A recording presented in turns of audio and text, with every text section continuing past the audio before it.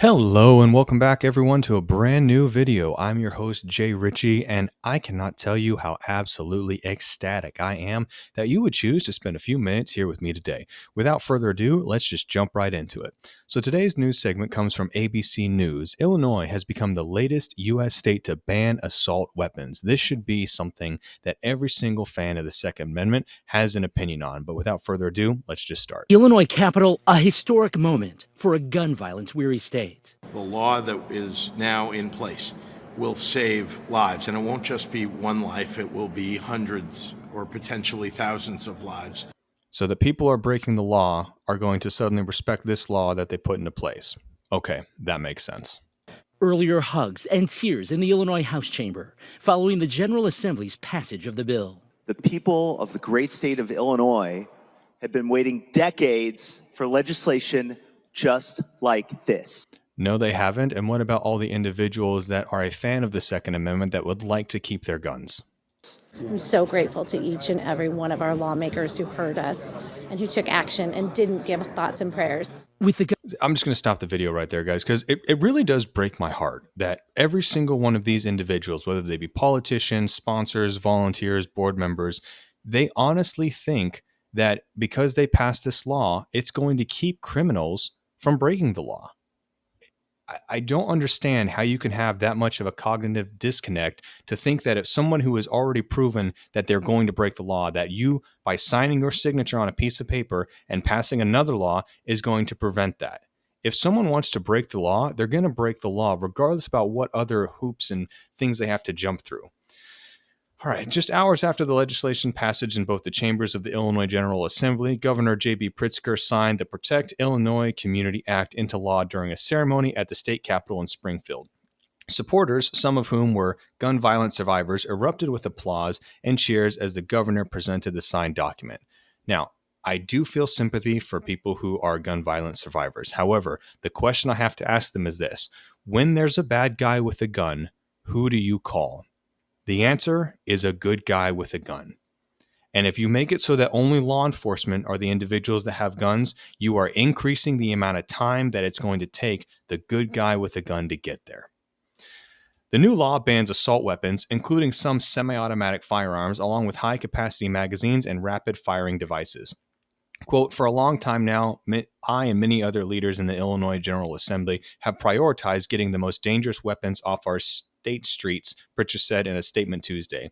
Today, honoring the commitment we made, we passed one of the strongest assault weapon bans in the nation, one I will be proud to sign.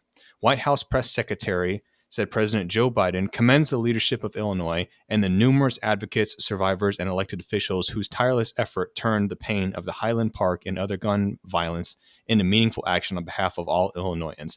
Now, I'm going to remind you guys, they're going to have no problem with their armed security walking around with weapons. They have no problem taking away all of the individuals all the individual citizens, the plebes, the common folks. They have no problem taking away their firearms, but I can guarantee you that in front of all of their mansions and in their armed security, they are going to make sure that they have the most lethal and most powerful weapons that they can get their hands on. You are not allowed to have it. They are. It's rules for thee, but not for me.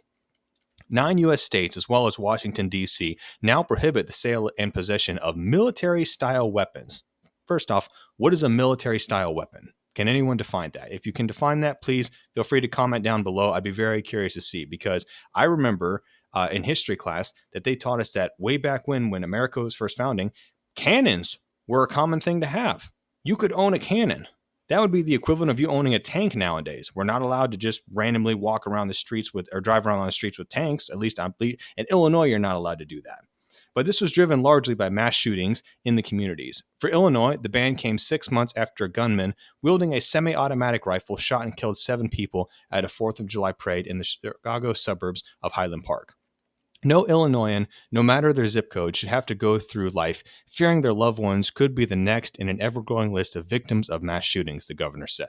However, for too long, people have lived in fear of being gunned down in schools while worshiping at celebrations or in their own front yard. This legislation will stop the spread of assault weapons, high-capacity magazines, and switches that make our state a safer place for all. Pritzker, the Democratic incumbent who defeated... Okay, we're just going to... All that's more of the political stuff. Guys, this gun law is not going to do anything. And first off, I just want to clarify a couple things first. So the words that were thrown around in this article were assault weapons. So if we go to Merriam-Webster, they define assault weapon as any of various automatic or semi-automatic firearms. Now, an automatic firearm is a weapon that you pull the trigger and it's a continuous stream of whatever the weapon happens to be shooting. You pull the trigger and it constantly shoots out. Semi-automatic, however, there seems to be a little bit more confusion of. A semi-automatic firearm, also called a self-loading or auto-loading firearm, is basically a weapon that when you pull the trigger, it shoots. When you release the trigger, it reloads another round into it, and you can basically, as quickly as you can pull the trigger, is how quickly it will fire. So we're going to go through and look at what a couple examples of semi-automatic firearms are. All right, this is a Colt AR-15. It's a type of semi-automatic rifle. I'm sure a lot of people have seen something that looks similar to this. Now, this is the Fusilier automatic model of 1917. It was the first semi-automatic gun, and it fires a cartridge that is widely issued in infantry. Now, obviously, that's not a weapon that they use very commonplace now. This one, right, a Remington 1100 tactical shotgun. And again, remind you, a semi-automatic weapon is a weapon that you pull the trigger and it fires. No matter how quickly you can pull the trigger is depending on how quickly the round will actually shoot.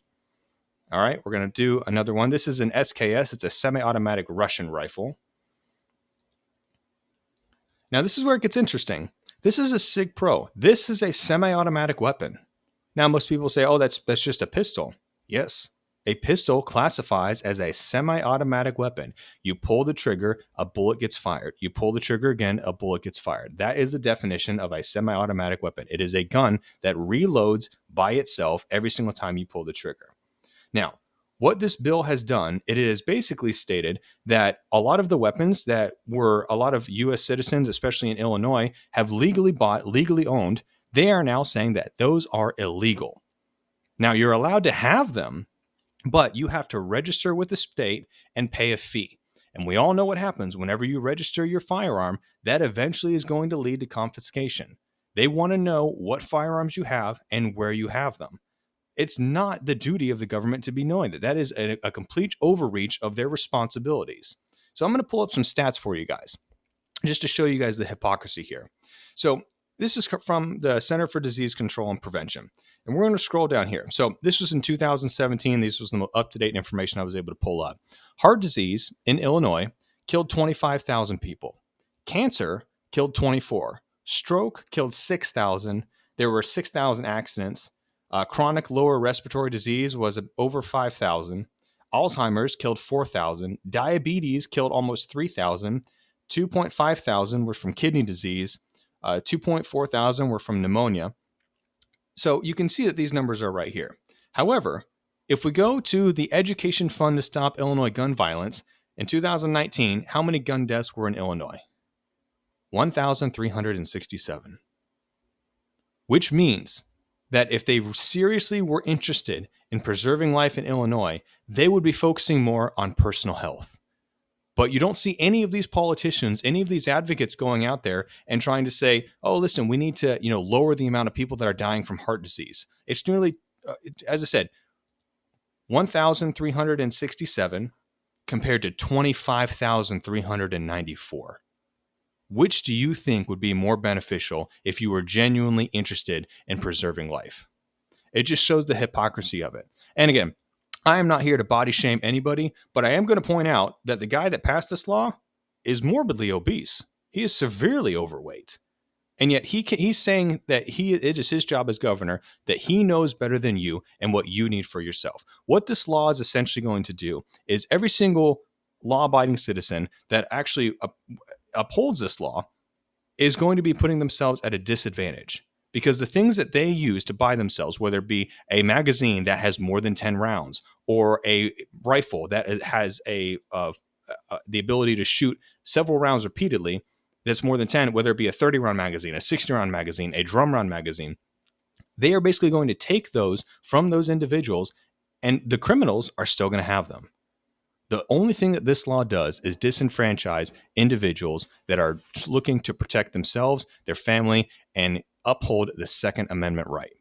And just for those of you who are not aware, I have actually pulled up right here. It's the U.S. Constitution annotated from the constitution.congress.gov. The Second Amendment right says a well-regulated militia being necessary to the security of a free state, the rights of the people to keep and bear arms shall not be infringed. It doesn't say shall not be infringed unless there's a mass shooting. It does not say shall not be infringed unless the governor says so. It says it shall not be infringed. Now, fortunately, a lot of the sheriffs in Illinois have actually posted letters saying that they will not enforce this law. And it's actually kind of, I laughed at it when I first saw this, because Pritzker's response, the governor's response, said that these sheriffs will enforce the law or they will not be employed anymore. And this is at a time where law enforcement is struggling to get new recruits. So not only is law enforcement having a hard enough time recruiting people, but now they're going to be getting rid of those individuals that are not going to be enforcing those laws. So I'm very curious to see how this works out. There's already been several groups that have said that they're going to be taking this to the court because this obviously is a clear violation of the Second Amendment right. But I'm curious to hear what you guys have to say. Now, I will end up on this. If this is something that they want to do, by all means, they can go ahead and try. But I think that every single one of those politicians that agreed to do this, they should be the ones that go out and do the house visits. I want to see those politicians try to go to one of the citizens' doors and say, listen, knock on them. We understand that you're a honorable taxpayer, you're a good individual, you're a law-abiding citizen, but you know what? We don't like you having this type of gun, so we need you to go ahead and get it and give it to us. I want to see how well that works, because I can guarantee you, not only is it not going to work, none of those politicians would put themselves in that situation. So that's it for today, folks. Just remember, be better, go to the gym, tell someone you love them, like, share, comment, and subscribe so you don't miss the next video. I put one out every single day, and I'll see you all tomorrow. Peace.